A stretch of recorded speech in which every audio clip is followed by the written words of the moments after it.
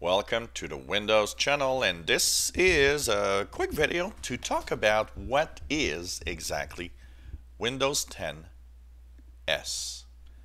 So here's the thing. Yesterday Microsoft announced that Windows 10 Cloud, that we used to call that before, actually would be Windows 10 S.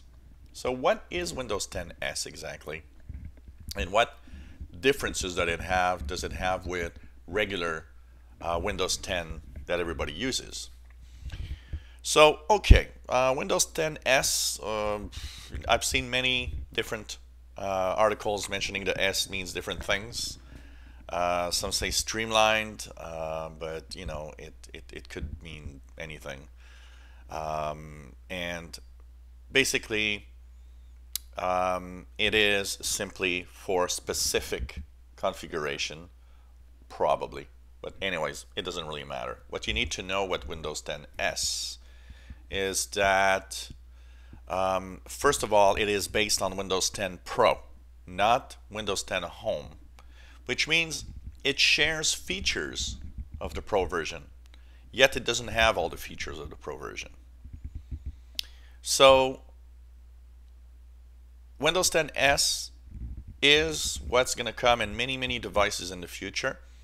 And the good part is that if you want to move to the Pro version, it's going to cost you only $50.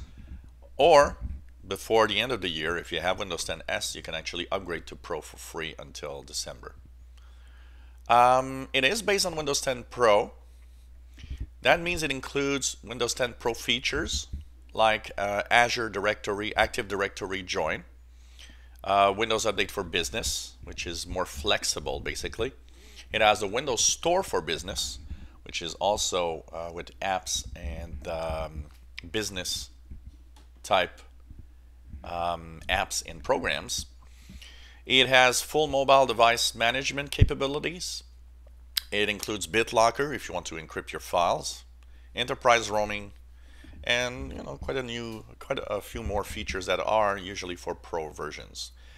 What it does not include from the Pro version, and that's why you might want to move to the Pro version, is it does not include certain Pro features like Hyper-V.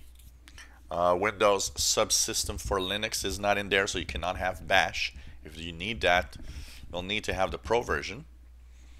But you can upgrade for free until the end of the year if you have it. And the asking price of $50 to move to the Pro version is actually not too bad when you think about it. So it has it's flexible in different ways, and it will be basically also available to have better battery life apparently and smaller devices.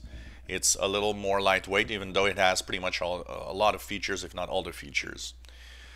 What it also means is that you're pretty much stuck with Microsoft Edge browser right now, because you cannot install the desktop or Win32 apps.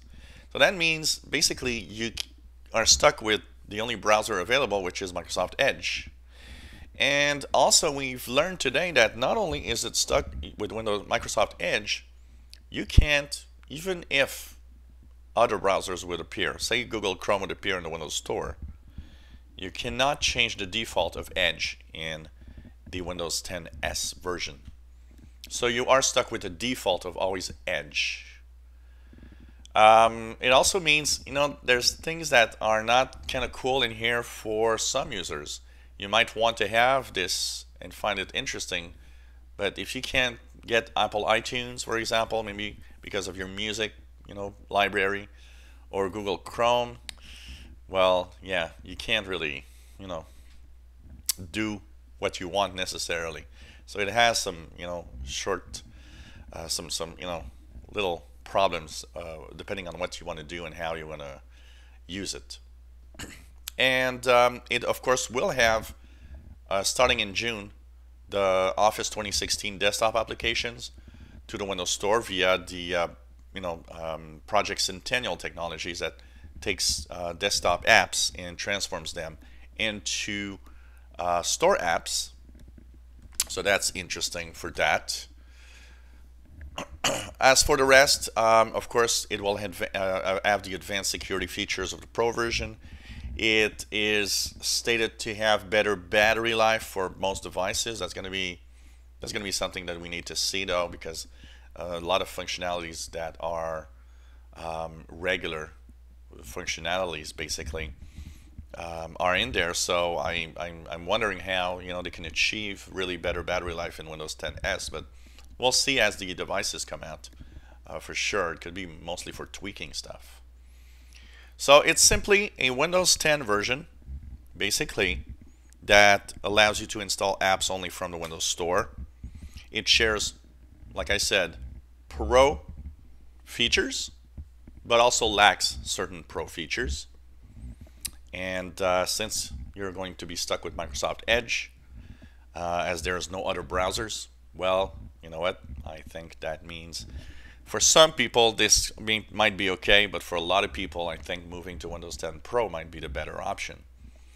And of course, as we go ahead in the future, we'll see what's going to happen, and we'll have more and more information as time goes by and as devices come out also. So and the last but not least, because I got that question, if your device works with Windows 10 regular version, it does work with Windows 10 S. No problem there. So that's pretty much what I have to say about Windows 10 S and what it is, and hope that this gives you a little more detail into what it is for sure.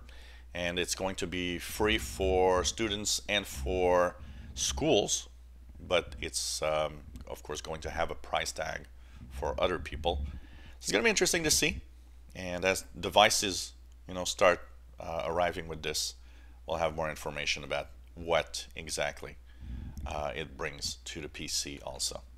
If you enjoy my videos, please subscribe, give us thumbs up. If you have any comments, questions, suggestions, let us know. Thank you for watching.